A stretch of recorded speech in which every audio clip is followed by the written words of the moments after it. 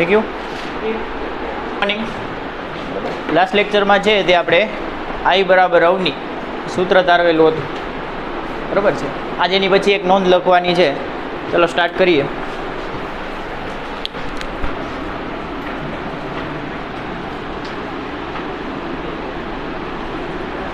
કે આપણે ભણી ગયા કે પ્રવાહ ઘનતા અને ડ્રિફ્ટ વેગ, પ્રવાહ અને ડ્રિફ્ટ વેગ એ વીડી એનીથી અપાય. પછી આપણે એની નીચે લઈ ગયા હતા, એટલે I by A is equal to VD એની અથવા વની. આઈ બાય એને જે કહેવાય, શું કહેવાય એને? પ્રવાહ ઘનતા જે કહી શકાય, is equal to VD N E. વીડીનું સૂત્ર આપણે કાલ તારવેલું હતું કે VD is equal to E by M into tau. VD બરાબર E by M into tau. સદિશ સ્વરૂપે તારવો તો સદિશ સ્વરૂપે લખો તો આગળ માઇનસ ને ઈની ઉપર સદિશ લખવું પડે. આપણે ખાલી મૂલ્ય લખીએ અને આ મૂલ્યને છે એ આપણે આમાં મૂકી દઈએ. તો મૂકી દો. જે ઇઝ ઇક્વલ ટુ શું આવશે? જે ઇઝ ઇક્વલ ટુ વીડીની જગ્યાએ લખો E by M into tau N E. E ગુણ્યા ઈ સ્ક્વેર. આપણે આ કેપિટલ ઈને છેલ્લે ઘા કરી દઈએ, એટલે E square N tau divide by M અને આ કેપિટલ ઈ જેની બરાબર. હવે ઓમના નિયમનો સદિશ સ્વરૂપ આપણે કરી ગયા. અદિશ સ્વરૂપ વી બરાબર આઈ. સદિશ સ્વરૂપ જે બરાબર સિગ્મા ઈ થાય કે હવે જે બરાબર સિગ્મા ઇન્ટુ ઈ થાય. આ બેન સરખાવો તો સિગ્મા બરાબર આ વચ્ચેનું પદ લખી શકું. સિગ્મા બરાબર આ વચ્ચેનું કે આમાં પણ એ કહું જ છું, ખાલી મૂલ્ય લીધું છે. સદિશ સ્વરૂપે લઉં, દિશા સહિત લઉં તો આની ઉપર એરો કરવાનો અને આગળ માઇનસ લખો. ખાલી મૂલ્ય લીધું છે. આ બેને સરખાવો તો આની ઉપરથી લખી શકું કે તેથી sigma is equal to e square N tau divide by એમ.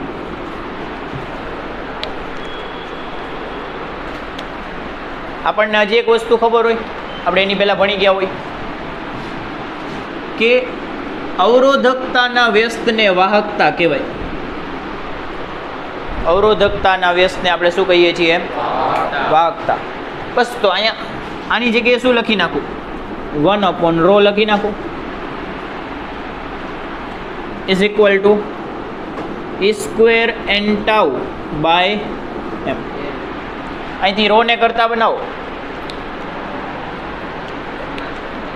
તો અવરોધકતાનું જે સૂત્ર આપણે યાદ રાખવાનું છે એ આવશે કે એમ અપોન ઈ સ્ક્વેર એન ટાઉ. આ આપણા લિસ્ટમાં જશે.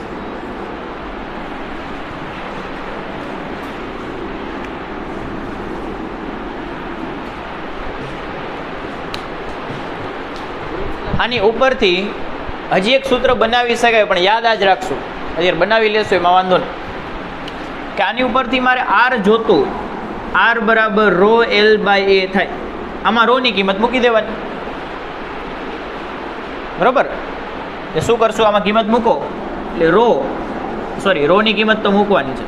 રોની કિંમત મૂકો m divide by e square N tau અને એ બાય એલ એમને. આ આરનું સૂત્ર થશે, બરાબર? આપણે આ યાદ નહીં રાખીએ, ખાલી એક રેડ બોક્સ કરેલા જ યાદ રાખવાના છે. ચાલો હવે આજનો આપણો ટોપિક સ્ટાર્ટ કરીએ.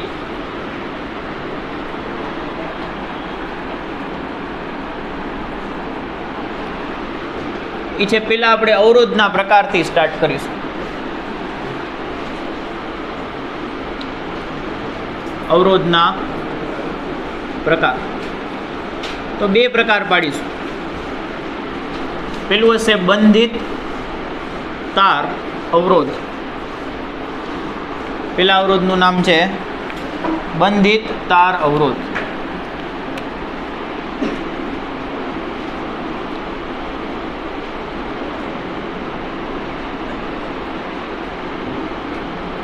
અને બીજું હશે કાર્બન અવરોધ.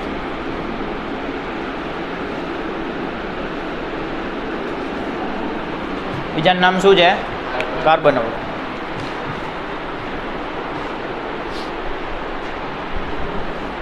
બંધિત તાર અવરોધ એનું ઇંગ્લિશ તમારે કદાચ યાદ રાખવું હોય તો વાયર વાઉન્ડ અવરોધ કહેવાય.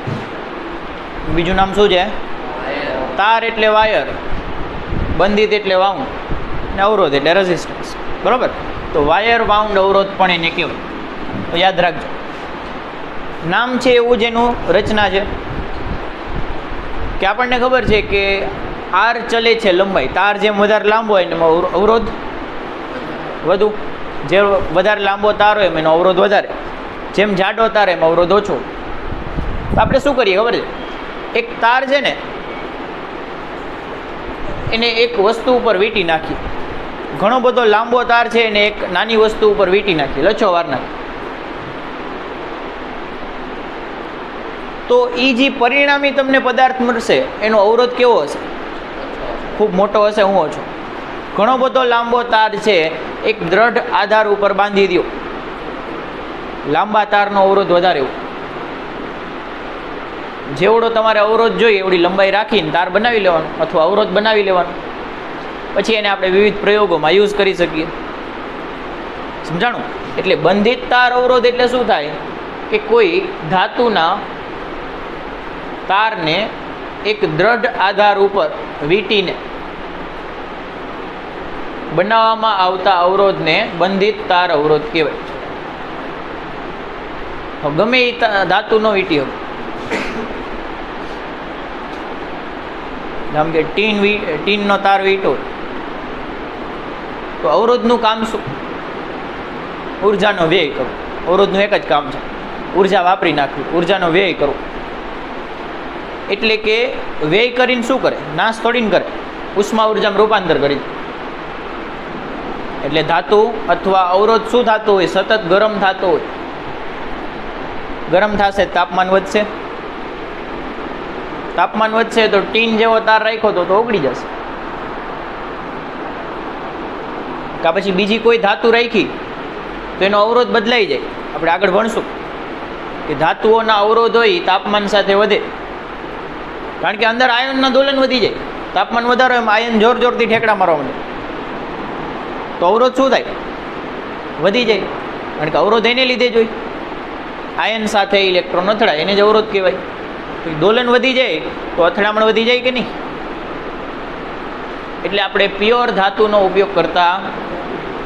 તમારે એવી ધાતુ જોઈ કે જે તાપમાન સાથે સંવેદનશીલ ન હોય, તાપમાન એને અસર કરતું ન હોય, ઓગળીએ ન જવી જોઈએ, અવરોધ વધવો ઘટવો ન જોઈએ તાપમાન ભેગો. તો એવી થોડીક મિશ્ર ધાતુઓના નામ આપણે યાદ રાખવાના છે કે તેમાં નિક્રોમ, મેંગેનીન અથવા મેંગેનીન, કોન્સ્ટેન્ટન, આ નામ આનું સારું. આ બધી મિશ્ર ધાતુઓ છે કે જે તાપમાનથી સ્વતંત્ર છે, તાપમાન આનું કંઈ બગાડતું નથી વગેરે. તાપમાન પ્રત્યે અસંવેદનશીલ ધાતુના તાર વીંટીને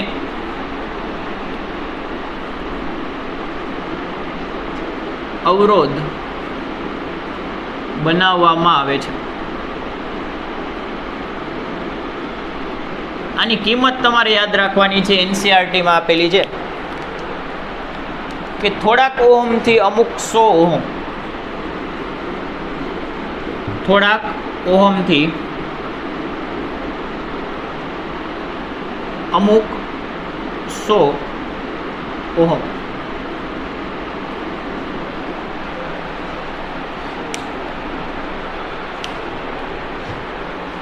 ચાલો બીજું, કાર્બન અવરોધ. કાર્બન અવરોધ કાર્બનના બનેલા હોય એવું લખાય, ટેક્સ્ટબુકમાં લખેલું છે, કદાચ લખવું જ લખી નાખ.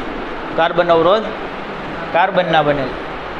આ અવરોધ તમને ક્યાં જોવા મળે? કાર્બન અવરોધ તો તમે રિમોટ દોડ્યું હોય ને ટીવીનું તો ખબર હોય, અંદર ઝીણા ઝીણા કલરફુલ આટલા આટલા નાના નાના વસ્તુ હોય, સર્કિટમાં જોડેલા હોય, એ બધા અવરોધ. અતિ સસ્તા. કોણ મોંઘું લાગે? કાર્બન સસ્તું હોય કે આ આપણો મિશ્ર ધાતુ? કાર્બન જ સસ્તો હોય ને, હોલસેલમાં મળતો હોય. ઓલો આમાં તો તમારે જુઓ ને તો 1 મીટર લાંબો તાર વીંટો હોય તો 500-600 ગ્રામનો અવરોધ થઈ જાય. હવે 500-600 ગ્રામ કોપરનો ભાવ સાંભળો, કોપરની આજુબાજુ જોઈએ આના ભાવ. એટલે આપણે કહીએ છીએ કે જે બંધિત તાર અવરોધ છે ને એ મોટું હોય, કારણ કે ખૂબ મોટો તાર વીંટો પડતો હોય અને મોંઘું હોય. આમાં એક મુદ્દો એડ કરવો હોય તો એ સાઇઝમાં મોટું હોય અને ખૂબ મોંઘું હોય.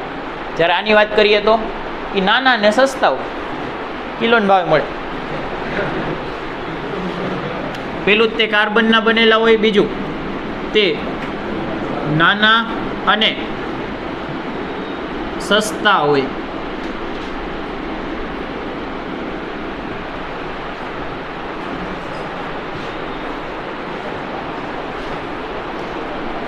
તેમના મૂલ્ય મેગા ઓહમ સુધીના હોઈ શકે. તેમના મૂલ્ય મેગા ઓહમ. બતાવવું હોય કેમ બતાવશું? સંજ્ઞામાં મેગાનો કેપિટલ એમ આવે, સ્મોલ એમ મિલીનો આવે, અને આ ઓહમ સુધીના હોય છે.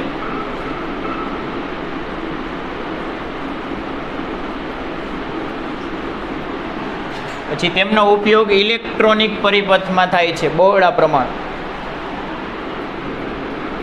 તો ઇલેક્ટ્રોનિક પરિપથ આપણું રિમોટ જ જોઈ લ્યો.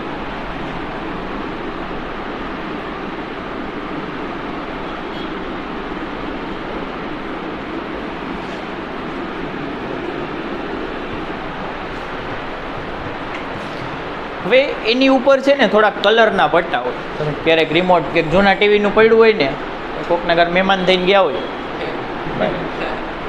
તો જોજો ક્યારેક, બરાબર? તોડવાનું નથી શીખવાડતો, સમજાવો થોડું, બરાબર? તો રિમોટને ખોલો ને, તોડવાની જરૂર નથી, ખોલી પડશે. તો એની અંદર તમે અવરોધ જુઓ ને તો અવરોધ ઉપર કલરના પટ્ટા હોય. શું હોય? હા, એ કલરના પટ્ટા ઉપરથી અવરોધનું મૂલ્ય આપણે કહી શકીએ. કે ટીવી તમે રિપેરિંગમાં દો ને તો એમાં કદાચ એકાદો અવરોધ ખરાબ થઈ ગયો, નાનો ને સસ્તો છે, કદાચ ઉડી ગયો, બળી ગયો, તો એની પાસે કલર કોડિંગ ઉપરથી એનું મૂલ્ય ખબર પડી શકે એવો ટેબલ આપેલું કે આ કલર હોય તો એની કિંમત આટલી હોય. તો ખાનામાં નાખીને બદલાઈ દે, આપણું ટીવી હાલતું થઈ જાય. એ કલર કોડિંગ આપણને ન કહે, કદાચ આપણે ન બદલાઈ લઈએ. સમજાણું કે નહીં? એટલે જે કાર્બન અવરોધ હોય ને એની ઉપર કલરના પટ્ટા હોય છે, એની ઉપરથી એનું મૂલ્ય નક્કી થતું હોય છે અથવા જાણી શકાતું હોય છે. એવી એક સિસ્ટમ આપણને આપેલી છે કે જે સૌથી આમ બહુ પહેલાના ટાઈમમાં જે કલર કોડિંગ સિસ્ટમ હતી ને એ આપણને ટેક્સમાં આપી, બરાબર? કે કલર એની માટે કેટલું મૂલ્ય હોય હમણાં કરાવવું, બરાબર? ટેક્સ ઓપન કરવાની જરૂર નથી. પણ અત્યારે તો શું છે કે બધી કંપનીઓના પોતપોતાના અલગ કોડિંગ સિસ્ટમ હોય. અમુક લાલને 5 કહેતા હોય તો અમુક પીળાને 5 કહેતા હોય. સમજાણું? એટલે એ ખબર પડે નહીં. આ તો આપણને સામાન્ય પહેલાં હતી એનું ટેબલ આપેલું છે. હું ભણતો ત્યારે આ જ હતી, તમે ભણો ત્યારે આ જ છે. આપણે એને કહીએ છીએ વર્ણ સંકેત. કાર્બન અવરોધનું વર્ણ સંકેત. કાર્બન અવરોધનું વર્ણ સંકેત. વર્ણ સંકેત એટલે કલર કોડિંગ, બીજું કાંઈ નથી.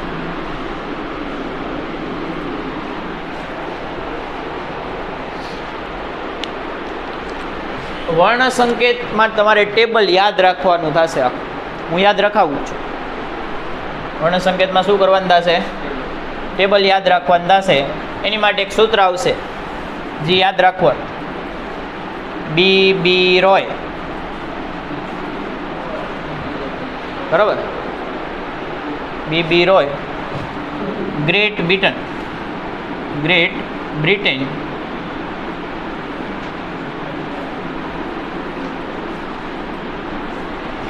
visits Gateway of India.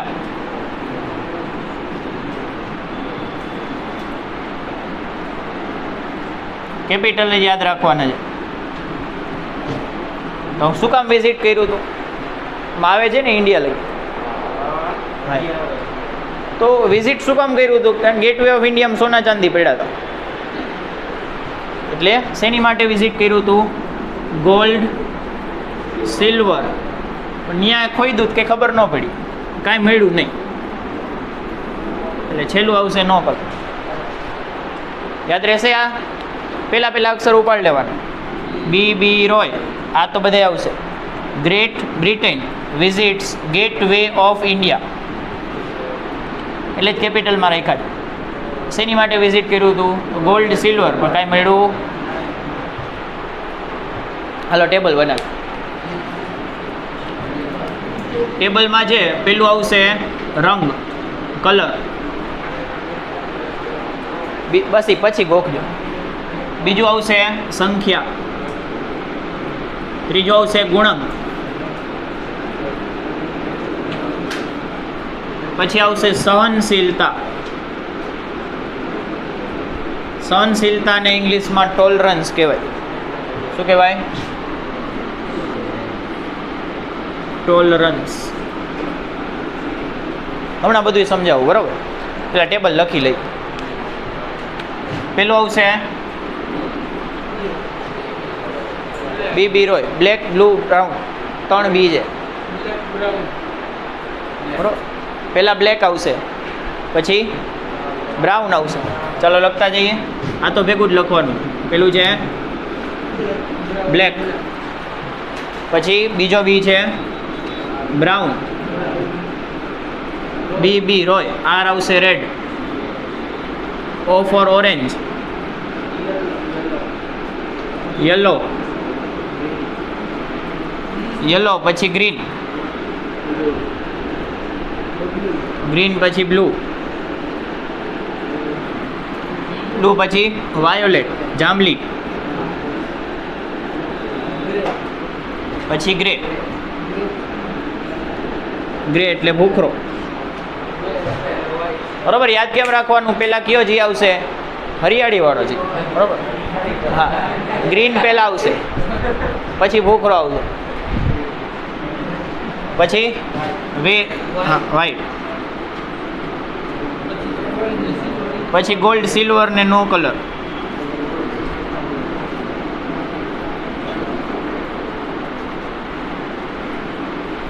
Spelling નું આવડે કોઈ વાંધો નહીં, બરાબર? સ્પેલિંગ ખોટા હાલશે. હાલો બાજુમાં સંખ્યા આપી દઈએ. તો સંખ્યા છે ને એ 0 થી સ્ટાર્ટ કરવાની. 0 1 2 3 4 5 6 7 8 ને વાઇટ ઉપર 9 આવી જવું જોઈએ, બરાબર છે? કંઈક ગોટાળો થયો તો નહીં આવે. આ બેમાં નથી એટલે ડેશ કરી દે. ચાલો ગુણક કે આ જ રીતે શરૂ કરવાનું.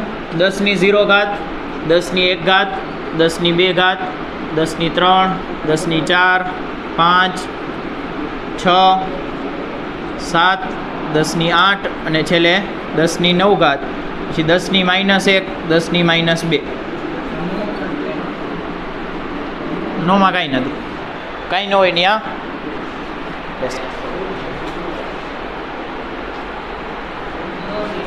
હલો. સહનશીલતા ગોલ્ડથી ચાલુ થશે. ગોલ્ડમાં આવશે ±5%, સિલ્વરમાં આવશે ±10% અને નો કલરમાં આવશે ±20%. હવે સમજો સહનશીલતા એટલે છે શું? સહનશીલતા એટલે તમે યાદ કરો કે આપણે ત્રુટિ ગોતતા ત્યારે ± પાછળ લખતા, તો ±2. એ કાં બે વધારે હશે કાં બે, બસ સેમ વસ્તુ છે કે જો છેલ્લો કલર હોય ને એ ગોલ્ડ હોય તો અવરોધની કિંમત કાં 5% વધારે હશે કાં 5% ઓછી હશે, એટલે રેન્જ આપે છે +5% થી -5%ની વચ્ચે હશે. સહનશીલતા, ટોલરન્સ, રેન્જ બધું કહી શકાય. યાદ કેમ રાખવું? ગોલ્ડ મોંઘું હોય એમાં ટોલરન્સ ઓછું રાખવાનું, એમાં હલાવી નહીં લેવાનું. ચાંદી માલશે નો કલરમાં તો ભાઈ હાલશે. ચાલો હવે આનું એક્ઝામ્પલ લઈએ. હવે તો ટેક્સનું જ લઈએ.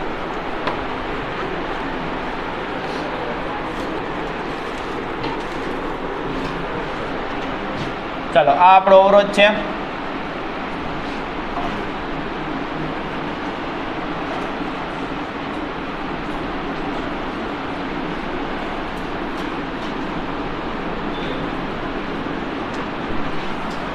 જનરલી 4 પટ્ટા હોય. કેટલા પટ્ટા હોય કલરના? 4. 3 હોય તો છેલ્લો કયો હોય? નો કલર. બરાબર, હું હોવા 4 જ જોઈ, પણ છેલ્લો 3 જ હોય તો છેલ્લો નો કલર લઈ લેવો. પેલો છે એ પીળો છે, આપણી પાસે તો બ્લુ જ છે. બરોબર, આ પેલો, બીજો ઉપર લખી નાખશું ભાઈ, જ્યાં દોરેલું ન સમજાય ત્યાં લખી નાખશું કે આ ઘોડો છે કે ભાઈ શું છે. આ બીજો અને આ ત્રીજો.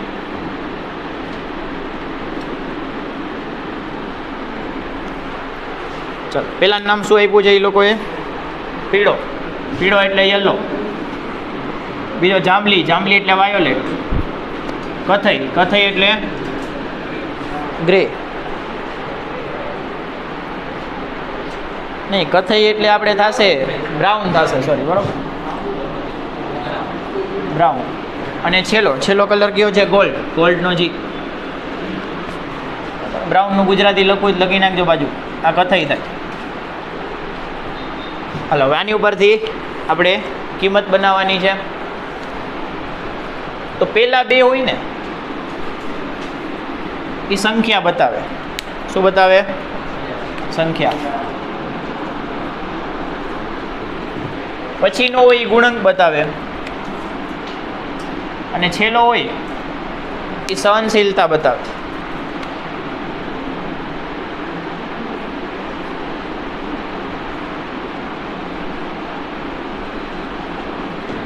ચાલો આની ઉપરથી લખીએ. પેલો યલો છે એટલે પેલો નંબર હશે 4, એટલે આ ચોકો. પછી બીજો છે વાયોલેટ. વાયોલેટનો નંબર છે એટલે બીજો અંક આવશે 7. ફરી વધારે બુદ્ધિ નહીં લગાવવા જવાની કે આ દશકનો અંક હશે ને એકમનો હશે ને, એવું નહીં. પેલો ને બીજો બીજો. પછી ગુણક. ગુણકમાં કયો છે? બ્રાઉન. બ્રાઉન એટલે કથઈ છે. કથઈમાં આવશે 10⁻1. તો 10⁻1. 10⁻1 100 થાય. પછી સહનશીલતા. ગોલ્ડ. ગોલ્ડમાં આવશે ±5%. તો આની ઉપરથી અવરોધનું મૂલ્ય આવે R બરાબર 47 × 10⁻1 ±5%. અને એકમ આવશે ઓહો. આ કિંમત અપાય. હાલો એની પછી બીજું ટેક્સમાં આપ્યું છે ત્રણેય લાલ છેલ્લો સિલ્વર. ત્રણેય લાલ છેલ્લો લાલ લાલ લાલ છેલ્લે સિલ્વર. લાલ એટલે પહેલા બે અંક લાલ છે 2 માં હશે એટલે આવશે 2 2. અને ત્રીજો લાલમાં શું આવશે? 10⁻2. પેલો લાલ હોય એટલે 2, બીજો રંગે લાલ હોય એટલે પાછો 2. પછી ગુણાંક આવે 10⁻2. પછી છેલ્લે સિલ્વર છે. સિલ્વરમાં ±10%. આ અવરોધ મેળો.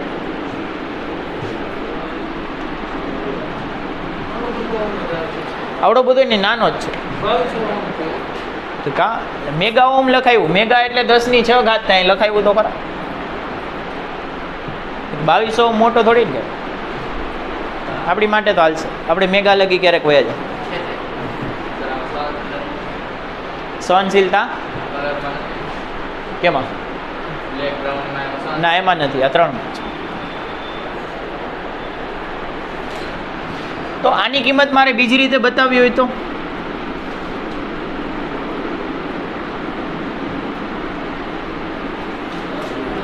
બરાબર, આની કિંમત બીજી રીતે બતાવવી હોય ને તો આ ગુણાકાર કરી દો એટલે કેટલું આવશે? 2200 પ્લસ ઓર માઇનસ 10%. આ 2200 ના 10% કાઢવાના તમારે. 2200 ના 10% કેમ નીકળે? તો 2200 ગુણ્યા 10 ભાગ્યા 100 220 આવશે. આ બીજી રીતે બતાવ્યું.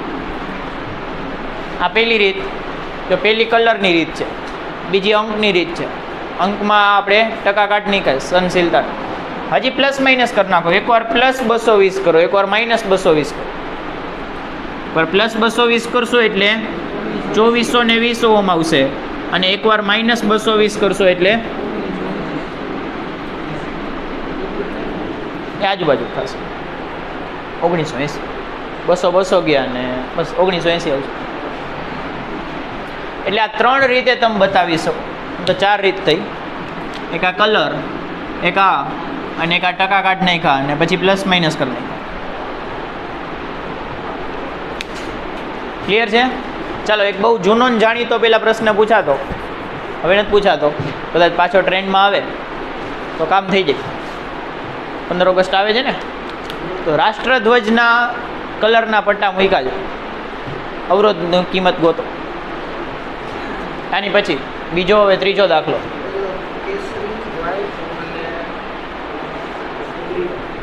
અશોક ચક્ર નો ગણવા બેતા ને. કેસરી, સફેદ, લીલો. કેસરી હોય ને, ઓરેન્જ.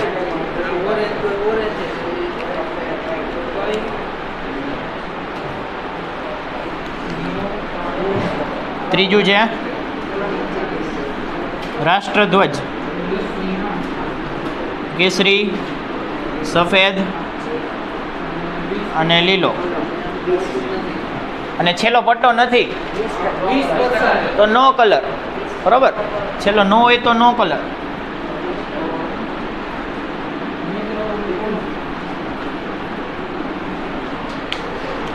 કેસરી, કેસરી ક્યાં છે? આર્યું. એના 3, સફેદના 9 અને લીલાના 10ની, અને પ્લસ ઓર માઇનસ કાંઈ નથી એટલે આને કરી નાખો 39 × 10⁵ પ્લસ ઓર માઇનસ 20%. પાછળ ઓમ લખવાનું નહીં ભૂલવા. હાલો, હવે એક થોડુંક અલગ દાખલો આપું છું. પેલા આટલું આવી જાય અંદર. હાલો, આવી લખો. હાલો, રકમ આપું છું. એક અવરોધની કિંમત, એક અવરોધની કિંમત 800 થી 1000 ઓહમની વચ્ચે છે.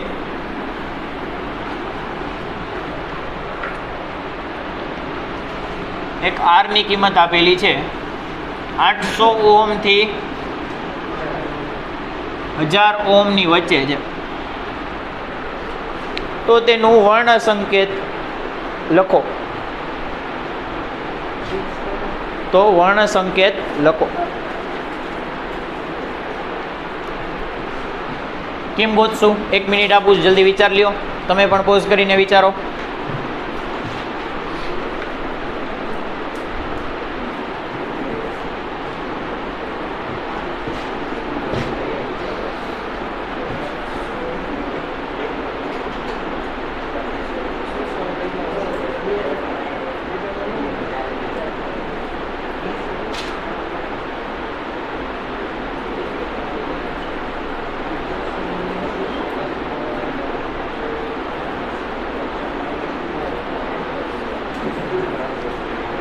આવી ગયો? કોઈને વિચાર આવ્યો? હા, અને આવી ગયો. તો આમાં શું કરે ખબર છે? જો હાલો અહીં ધ્યાન આપો. જેને ગણાઈ ગયો એને સારું, બાકી અહીં જો. તો પેલા છે ને આનું સરેરાશ લઈ લેવું. 800 + 1000 ભાગ્યા 2 એટલે 900 આવશે. હવે 900 ને 800 વચ્ચે કેટલો ફરક છે અને 900 ને 1000 વચ્ચે કેટલો ફરક છે? 100. તો આમ લખી શકું આને કે R બરાબર 900 પ્લસ ઓર માઇનસ 100 ઓહમ. કે એકવાર પ્લસ કરો એટલે 1000 આવી જશે, એકવાર માઇનસ કરો એટલે 800 આવી જશે. હવે 900 ના કેટલા ટકા 100 થાય? 100 એટલે 900 ના કેટલા ટકા થશે? તો ત્રિરાશિ મૂકવાની, જેને ટકા કાઢતા ન આવડતા હોય ને, કે 900 એ 100%, તો 100 માર્ક્સ આવ્યા હોય એટલે કેટલી? કુલ પરીક્ષા 900 ગુણની છે. 900 એ 900 આવે તો કેટલા ટકા આવ્યા કહેવાય? મને આવ્યા 100 માર્ક્સ, તો કેટલા ટકા આવ્યું? સમજાણું કે નહીં? તો અહીંથી કેટલી કિંમત મળશે? 100 ગુણ્યા 100 ભાગ્યા 900. મીંડા ઉડાડી દો. 100 ભાગ્યા 9 એટલે 11.11% આવશે. આમાં ફેલ જ થાય ને. 11% આવ્યા. બોલો, તો દ લેવો તો સારા હતા. બરોબર, આ મીંડું તો દેખાય. હાલો, તો આને શું લખી શકાય હવે? R બરાબર 900 પ્લસ ઓર માઇનસ 11%. ફેરવો. આપણે કેટલા આંકડા હોય પહેલા શરૂઆતમાં કોડિંગમાં? 2 આંકડા જ હોય. ત્રીજો હોય ગુણકના સ્વરૂપે બતાવવાનો, એટલે આને આમ લખાય 90 ગુણ્યા 10⁻1. બરોબર, આમ જ તમારે બતાવવાનું. પહેલા 2 અંક અને પછી 10⁻, પ્લસ ઓર માઇનસ 11%. આ ઓહમમાં છે. આની ઉપરથી કલર કોડિંગ મળે. 9 એટલે વ્હાઈટ, સફેદ, પછી કાળો, પછી બ્રાઉન, બ્રાઉન ને કથઈ, પછી આ 10 છે, 10 લઈ લેવાય ને. 11 છે 10 ની બાજુમાં, એટલે અહીંયા આવશે આ કલર કોડિંગ. આનાથી અઘરું નથી પૂછો. બરાબર, આ કોમ્પિટિટિવ એક્ઝામમાં 2 વાર 1-2 વાર આવી ગયું. ગુજકેટમાં તો આવતું જ. લખી લો, ચાલો. હાલો, હવે સ્વાધ્યાયનો દાખલો જોવો. સ્વાધ્યાયમાં ઉદાહરણમાં 3.1. ઉદાહરણમાં દાખલા નંબર 3.1.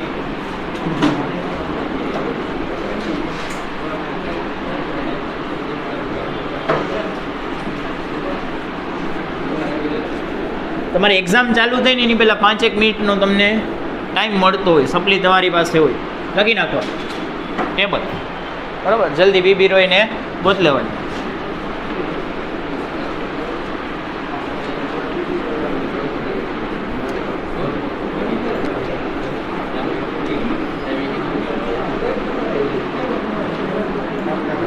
તમારે તમારું જાતે બનાવવું હોય તો વાંધો નહીં. આમાં ઘણા બધા સૂત્ર છે. તો હું ભણતો ને મારા સાહેબે મને આ શીખવાડ્યું, ત્યારનું હાલે. બીબી રોય ત્યારની છે. વાંધો નહીં, હાલ. ઉદાહરણ 3.1. રકમ વાંચો અને આપેલ માહિતી લખતા થાવ.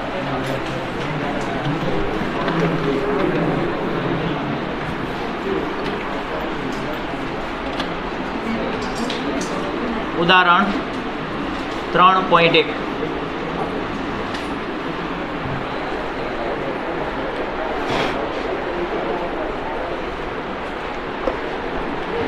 જો 1.5 એમ્પિયર પ્રવાહનું વહન કરતા 1 ગુણ્યા 10⁻7 મીટર સ્ક્વેરનો આડછેદવાળા તાર માટે સરેરાશ ડ્રિફ્ટ વેગ ગણો. એટલે વીટી ગોતવાનું છે. કેટલી માહિતી આપણને આપેલી છે?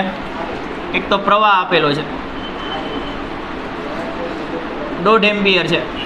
એક ક્ષેત્રફળ આપેલું છે A = 1 ગુણ્યા 10⁻7 મીટરનો વર્ગ. આપણે વીટી ગોતવાનું છે. ધાતુ કઈ આપી છે? કોપર. તાંબુ આપ્યું છે. તાંબા માટે ઘનતા આપેલી છે ઘનતાને આમાં ડી થી બતાવશું, કારણ કે રો આપણે અવરોધકતાને આપેલો છે. કેટલી છે? 9×10⁻³ kg/m³. અને પછી એક પરમાણુનું દળ આપેલું છે, કોપરના એક પરમાણુનું દળ આપેલું છે.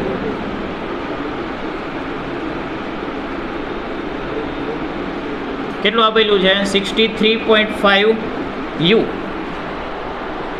તો આપણને ખબર છે કે 1 મોલનું દળ એ આટલું જ થાય, પણ ગ્રામમાં. બરાબર? તો આની ઉપરથી લખી શકીએ કે 1 મોલનું દળ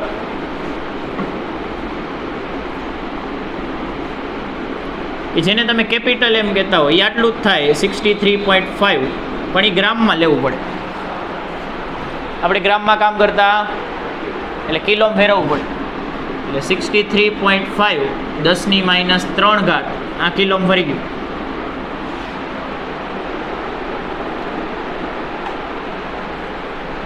હવે આનો આન્સર જોઈએ.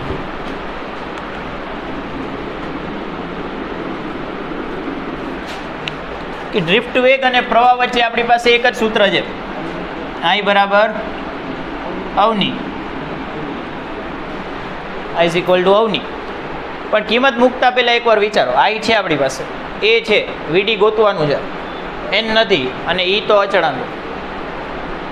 તે ખૂટે છે કોણ? N. N એટલે શું થાય? સંખ્યા ઘનતા થાય. એકમ કદ દીઠ વિદ્યુત ભાર અથવા મુક્ત ઇલેક્ટ્રોનની સંખ્યા. શું થાય? એકમ કદ દીઠ મુક્ત ઇલેક્ટ્રોનની સંખ્યા.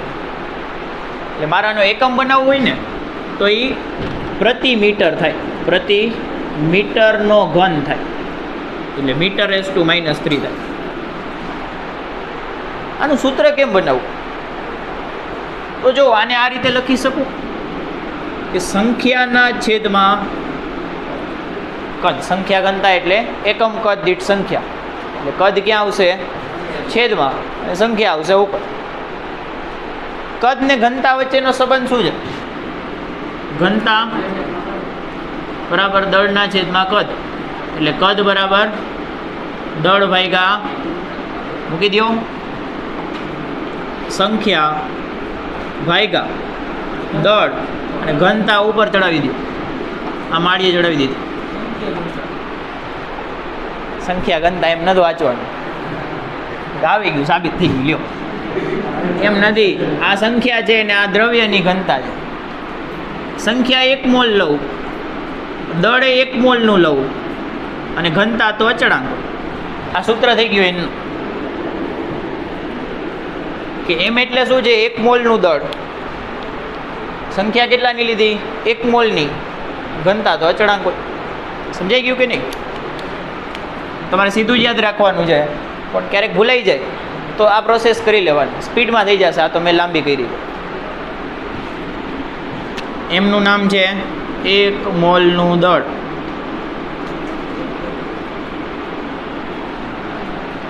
ચાલો, હાલો તો પહેલાં અહીંયા n ગોતી લઈએ. સંખ્યા ઘનતા n બરાબર Na × D / 1 મોલનું દળ. મૂકો, કિંમત મૂકો આમાં.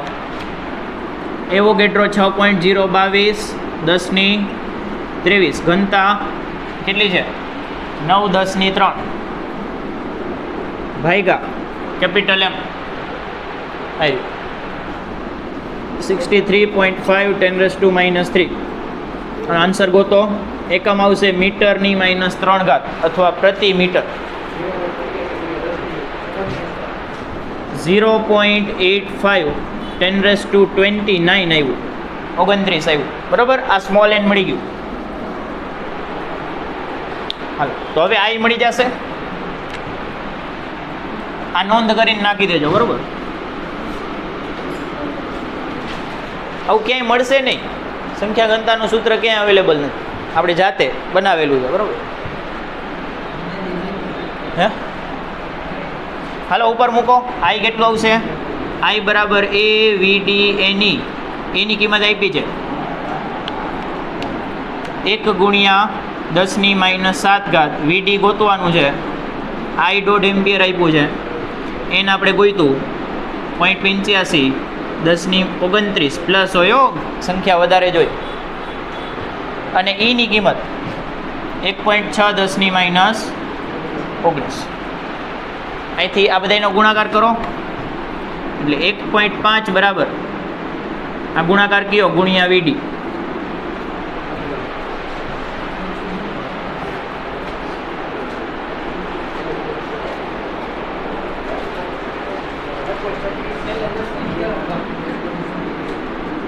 -3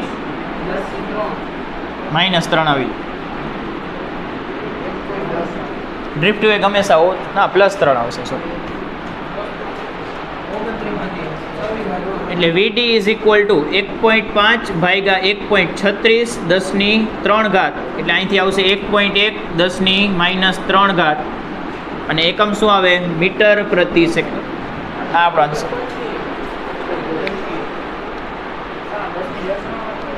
ક્યાં 10⁻10 આવે?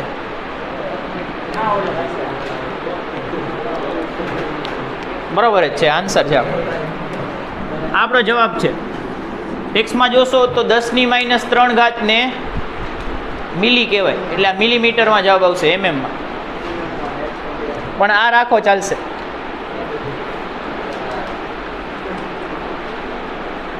ચાલો એની પછીનો બી, એમાં બી પાર્ટ પણ છે. દાખલા લાવ તો. હાલો, બી પાર્ટમાં શું લખ્યું છે વાંચો.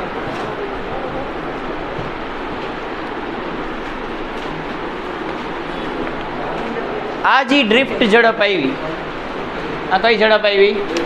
ડ્રિફ્ટ એટલે ઇલેક્ટ્રોનની ભટકાઈને આગળ ચાલવાની સરેરાશ ઝડપ. એને આપણે ઇલેક્ટ્રોનની ઉષ્મીય ઝડપ ભેગું સરખાવવાનું છે. મેં લાસ્ટ લેક્ચરમાં પણ કીધું હતું કે ઉષ્મીય ઝડપ હોય ને 10⁵ ક્રમની હોય, 1,00,000 મીટર પ્રતિ સેકન્ડ હોય. અને આ 0.001 મીટર પ્રતિ સેકન્ડ આવી. તો ઓમ તો સિંહ છે, પણ આગળ વધશે ને. એની પર્સનલ ઝડપ કેટલી છે? 1,00,000 મીટર પ્રતિ સેકન્ડની આજુબાજુ હોય. એ ઉષ્મીય ઝડપ પણ કહેવાય. પણ એની આગળ વધવાની જો વેગ છે એ આટલી ઓછી છે, કારણ કે સતત ભટકાયા રાખે છે. બરાબર, એ જ આપણે કહેવાનું છે આમાં. જો એનું સોલ્યુશન એ લોકોએ જ આપ્યું છે, એમાં વાંચી લ્યો કે કોપરની જે ઉષ્મીય ઝડપ હોય ને એ 200 મીટર પ્રતિ સેકન્ડ છે. કોપરની ઉષ્મીય ઝડપ કેટલી છે?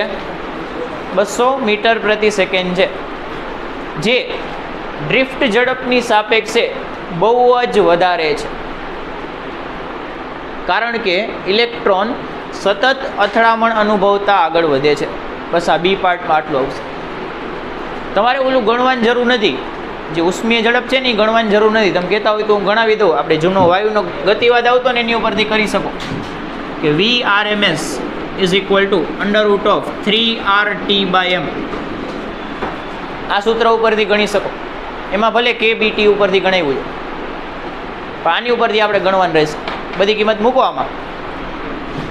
તો √3 8.314 તાપમાન NTP વાળું 300 ડિગ્રી 300 કેલ્વિન સોરી ડિગ્રી, અને 63.5 10⁻3 કિલો. એટલે અહીંથી જે ઝડપ આવશે એ આપણો સાચો જવાબ આવશે. આ ઉષ્મીય ઝડપ આવશે. શું આવશે? ઉષ્મીય ઝડપ. એટલે અહીંથી આપણને ખબર પડશે કે ઉષ્મીય ઝડપ બહુ વધુ હોય છે. બરોબર છે? અહીંયા આપણો ક્વેશ્ચન પૂરો થાય છે. સી પાર્ટ નથી ને?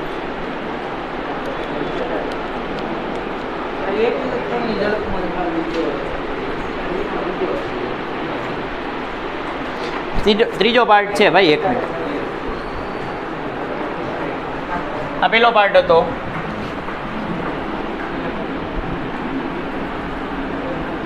આ બીજો પાર્ટ થશે. એટલે આપણે કહેશું કે ઉષ્મીય ઝડપ ખૂબ ખૂબ ખૂબ મોટી હોય વી ડ્રિફ્ટથી.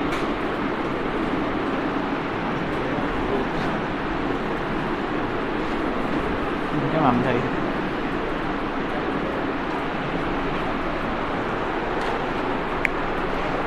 અને છેલ્લું ત્રીજું સી, કે તમે વાહક તારને બેટરી ભેગો જોડો. એક મિનિટ ધ્યાન આપો અહીંયા. વાહક તારને કોની ભેગો જોડો? તો બેટરી અંદર સ્થિતિમાનનો તફાવત લાગુ પાડે, એટલે કે વિદ્યુત ક્ષેત્ર પ્રસ્થાપિત કરે. શું કરે? વિદ્યુત ક્ષેત્ર પ્રસ્થાપિત. એ વિદ્યુત ક્ષેત્રની અસર હેઠળ ઇલેક્ટ્રોન ઉપર વિદ્યુત ક્ષેત્રની વિરુદ્ધ દિશામાં બળ લાગે, એને આપણે પ્રવાહ કહીએ છીએ. તો એ વિદ્યુત ક્ષેત્ર પ્રસરતા કેટલો સમય લાગે? બેટરી લગાડી, અંદર વિદ્યુત ક્ષેત્ર પ્રસ્થાપિત થતા કેટલો સમય લાગશે? તો આ આપણે જઈને આગળ જઈને ભણશું કે વિદ્યુત ચુંબકીય તરંગ ચેપ્ટરમાં આનું થોડુંક વધારે ડિસ્કશન આવશે. અત્યારે સીધું કહી દઉં છું કે વિદ્યુત ક્ષેત્ર પ્રસરવાની ઝડપ હોય ને, એ પ્રકાશની ઝડપ જેટલી હોય શૂન્ય અવકાશ. એટલે તમે બેટરીની સ્વિચ ચાલુ કરી ને પછી 3 × 10⁸ આટલી ઝડપથી વિદ્યુત ક્ષેત્ર પ્રસરી જાય. એટલે આપણે કહીએ છીએ તે જ ક્ષણે પ્રસરી જાય. સમજાણું કે નહીં? વિદ્યુત ક્ષેત્ર ક્યારે પ્રસરે? તે જ ક્ષણે. લખી નાખજો સીમાં, વિદ્યુત ક્ષેત્ર સી બરાબર 3×10⁸ મીટર પ્રતિ સેકન્ડ ની ઝડપથી પ્રસરે છે. ની ઝડપથી પ્રસરે છે.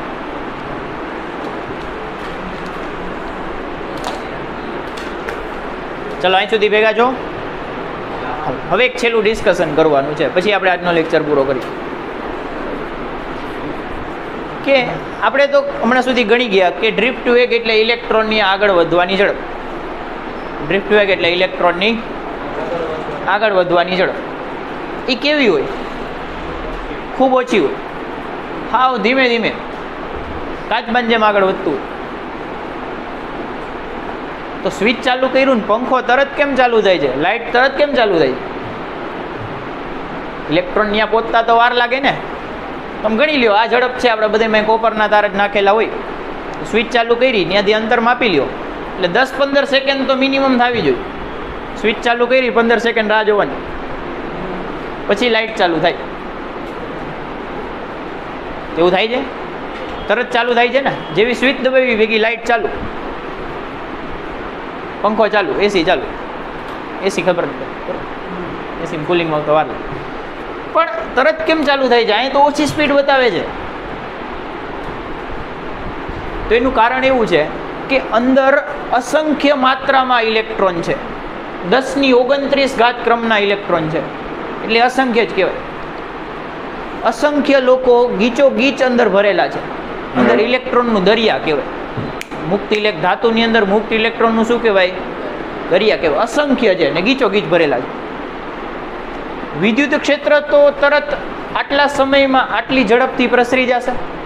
સ્વિચ ચાલુ કરી એટલે વિદ્યુત ક્ષેત્ર તો તરત પ્રસરણ પામી જશે. એટલે બધાય ઉપર એ જ સેકન્ડને બળ લાગવાનું ચાલુ થઈ જશે. પહેલા ઉપરે બળ લાગશે ને છેલ્લા ઉપરે બળ લાગશે ને.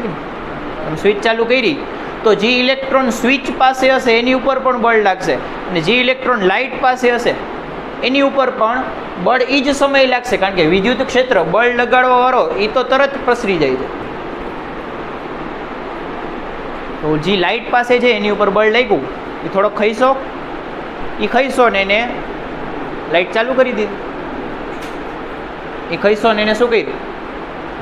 ચાલુ કરી દીધી. આ વાળા ઇલેક્ટ્રોનને ત્યાં પહોંચવાની જરૂર નથી. ત્યાં બાજુમાં લાઇટની જે બાજુમાં જ ઇલેક્ટ્રોન છે એની ઉપર એ બળ એટલું જ લાગશે, કારણ કે વિદ્યુત ક્ષેત્ર તાત્ક્ષણિક પ્રસરે. સમજાણું કે નહીં? તમારે રાહ જોવાની જરૂર નથી કે આ વાળો ઇલેક્ટ્રોન ત્યાં જઈને આપણી માટે લાઇટ ચાલુ. ક્લિયર છે? ચલો, આ ડિસ્કશન કાલ થોડુંક શોર્ટમાં કરશું, એની ઉપરનો ક્વેશ્ચન હશે ત્યારે જોશું. ક્લિયર છે? ચલો, અહીંયા આપણે આજનો લેક્ચર પૂરો કરીએ છીએ. Thank you.